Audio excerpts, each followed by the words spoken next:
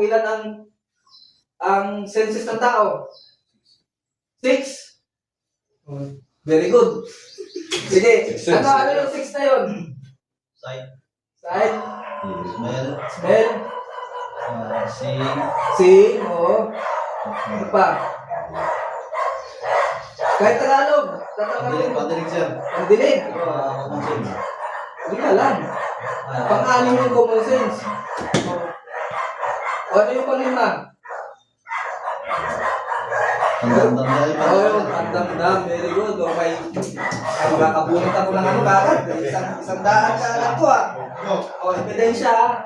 May isang daan agad. Ubus yung ano ko na ito ah. Very good. Yan ang tinatawag na geo number 2. May nangyari. Disorder. May nangyari na halimbawa. Gulo.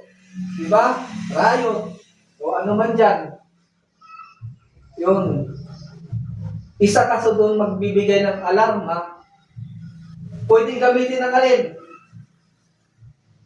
Bilang sa atin, walang nakadikit dito, walang pito, very good, pero wala kayong pito, kaya walang premyo. Yun ang pinaka, Alarm. yun. Diba? Eh, walang pito, walang na, wow, ligtas ang 100 ko na naman. Ayaw, di ba? Nasaan pito? Oo, yung pito.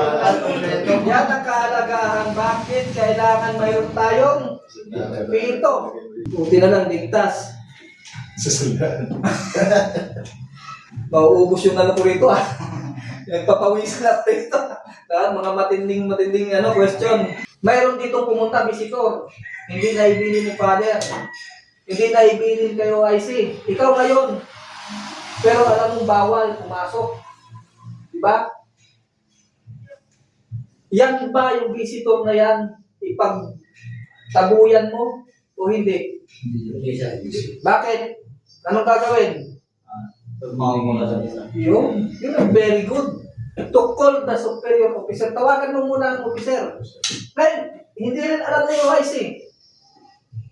Na may bisita o ganitong tao na anong gagawin niyo IC? Kliyente, very good. Yan ang gagawin. Para hindi tayo mawawala sa alignment. Ilang beses na sir yung nangyari dito pero... Ilang beses na nangyari. Pero Hindi nangyari talaga. Huwag naman sana mangyari, ha? Pero walang nare-reklamo. Pinapaliwanag din mo namin. Yun. Mas maganda yun na ipapaliwanag. Ano ang tawag doon? Sino makapagsasagot? 100. 100. Anong tawag doon? Ligtas na naman ata. Wala kang kasagot. Anong tawag doon? Sa ipapaliwanag na inasikaso mo yung bisita. Oo, na-perfect nyo. Maganda yung approach nyo. So, ang tawag yung visitor, happy. Ibig sabihin, ang babait naman pala ng gwardiya ng Pacman. Ang bubuti pa. Diba? Tapos, ang ganda pa ng tindig. Ibig sabihin, kahit hindi ka maganda doon, hindi ka kagwapuhan, pasok ka pa rin sa magandang lalaki kasi ikaw ang pinuri. Ano ang tawag doon? Ang makasagot talaga. Good performance.